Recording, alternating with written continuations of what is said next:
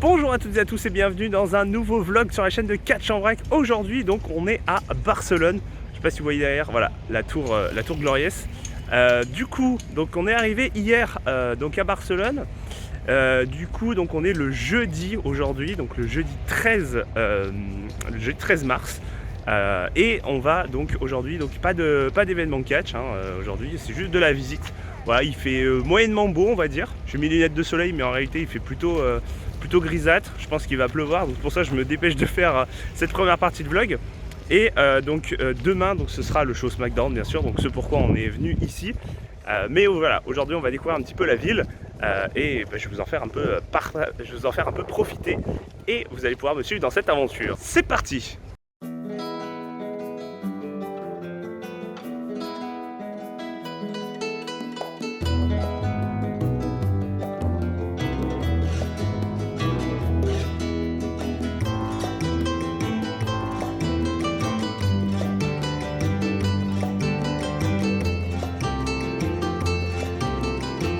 Bonjour à toutes et à tous, on est le vendredi 14 mars.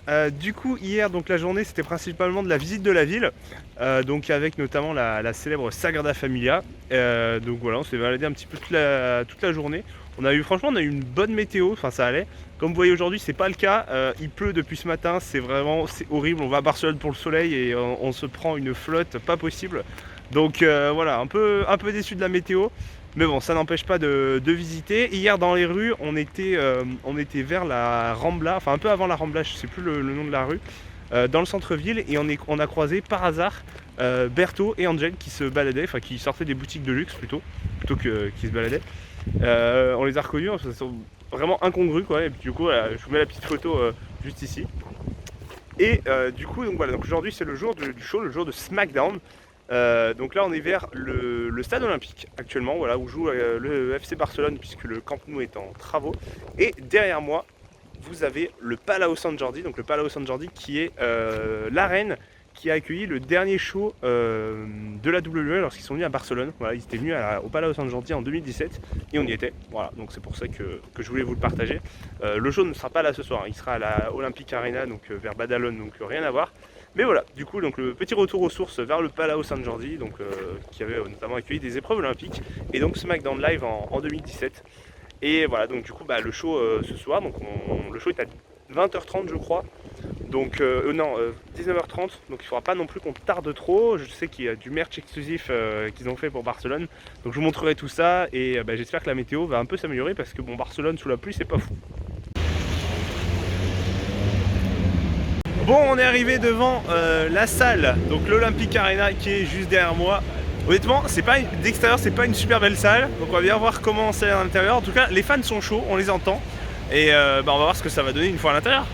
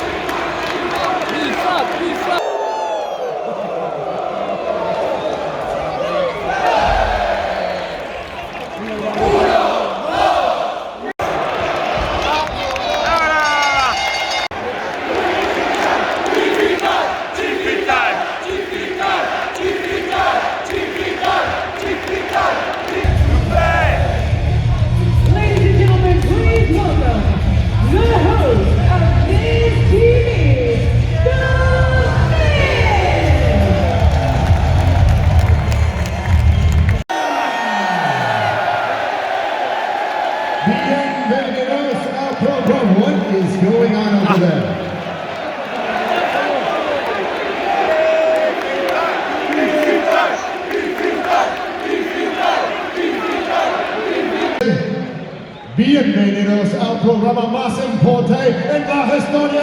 Bienvenidos a Miss TV. My guest tonight should have taken my advice and accepted the final boss's offer.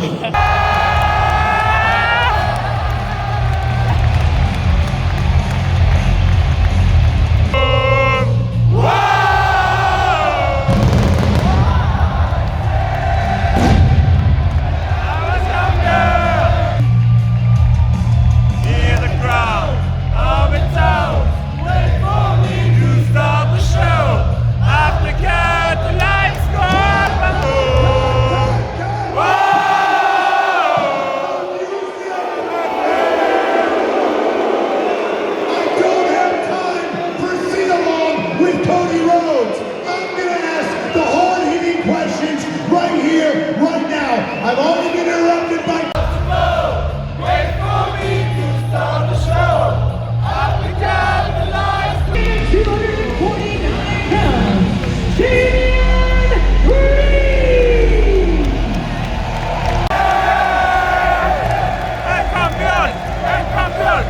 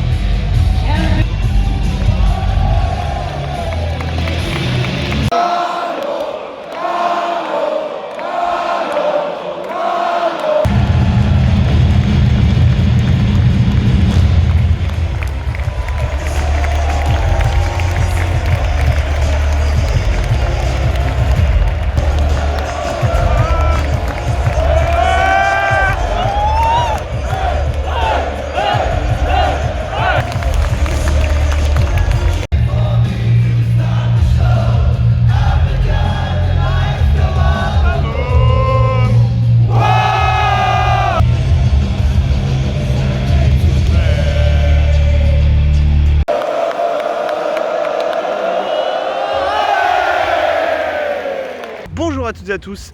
Aujourd'hui donc on est le samedi, donc on est le lendemain du show de SmackDown qui avait lieu hier.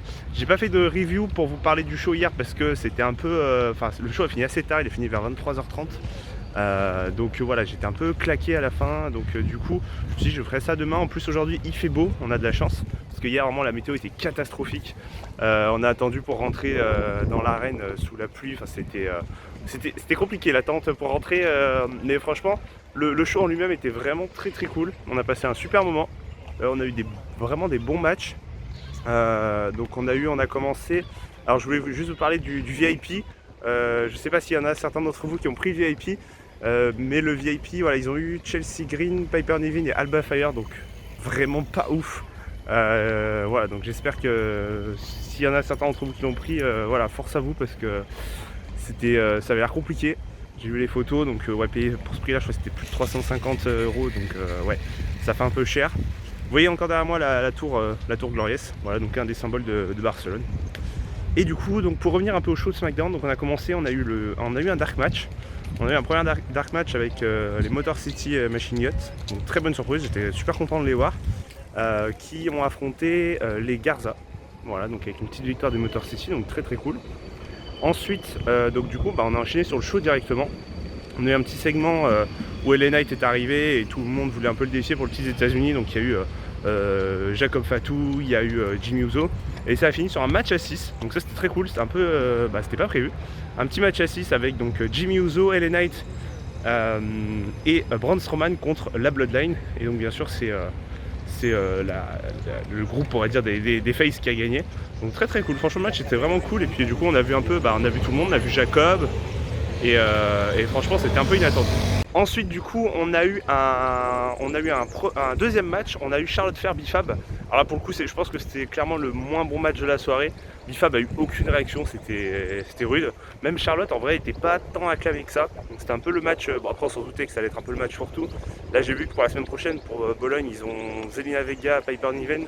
Donc pareil, je suis pas sûr qu'il y aura beaucoup de réactions, et ça m'a fait de la peine en vrai pour Bifab parce qu'elle essayait de chercher un peu le public, mais en fait le public la trouvait pas du tout.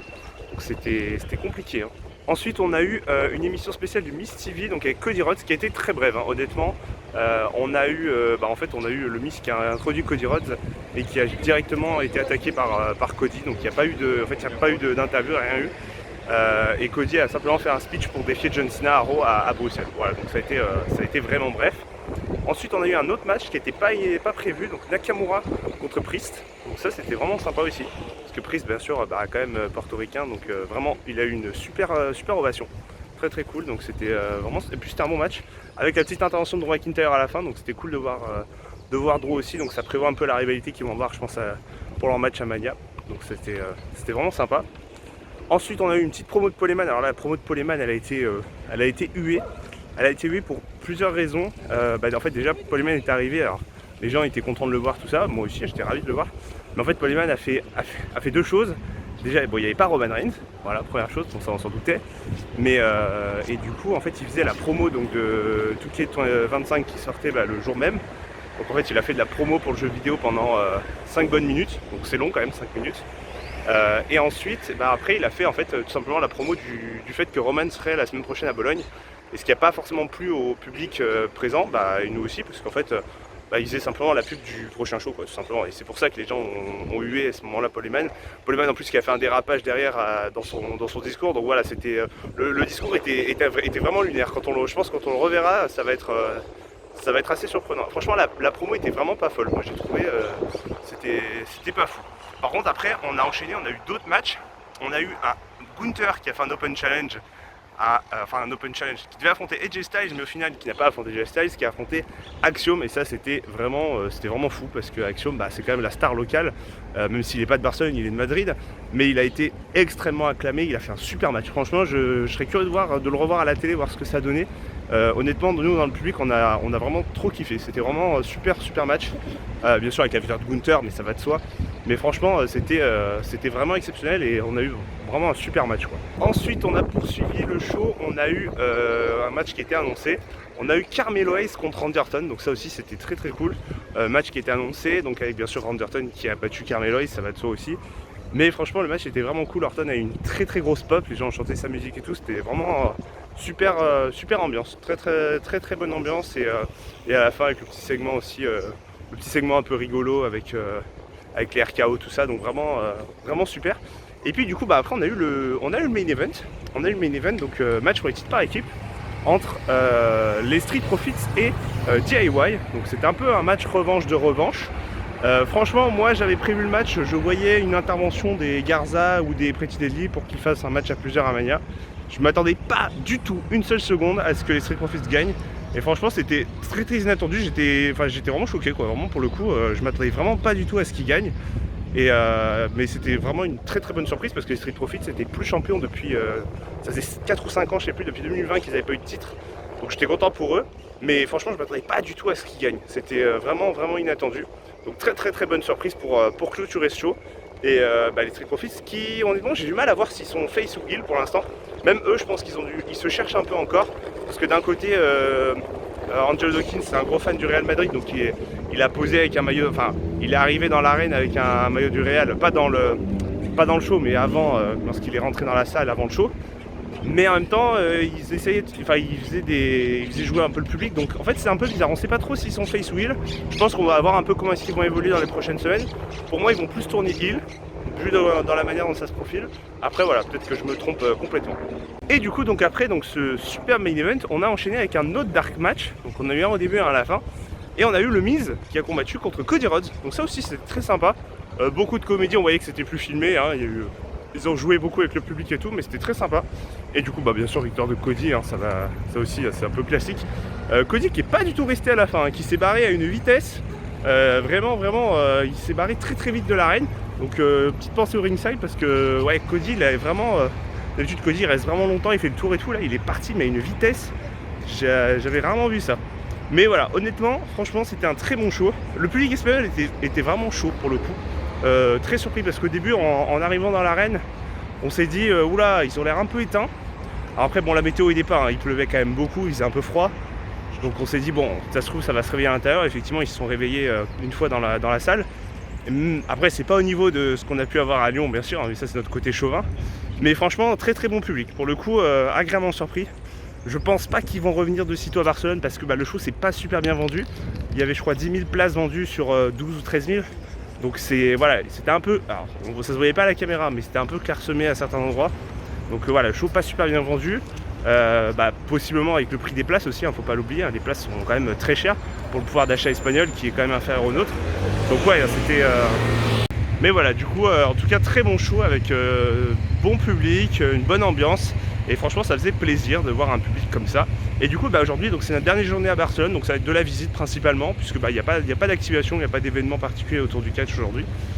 Mais voilà, du coup on va visiter tranquillou et puis voilà, on va rentrer après chez nous avec plein de bons souvenirs. Et franchement un super show, comme je vous disais, vraiment c'était incroyable, vraiment très cool. En tout cas, j'espère que ce petit vlog vous aura plu, mais en tout cas, ça m'a vraiment fait plaisir de vous le faire partager, de vous emmener avec moi dans cette aventure. Comme d'habitude, n'oublie pas le petit pouce bleu pour me le faire savoir. N'oublie pas de s'abonner à la chaîne non plus pour rien manquer des futures vidéos. Et moi, je vous dis à une prochaine pour une future vidéo. Portez-vous bien. Ciao tout le monde.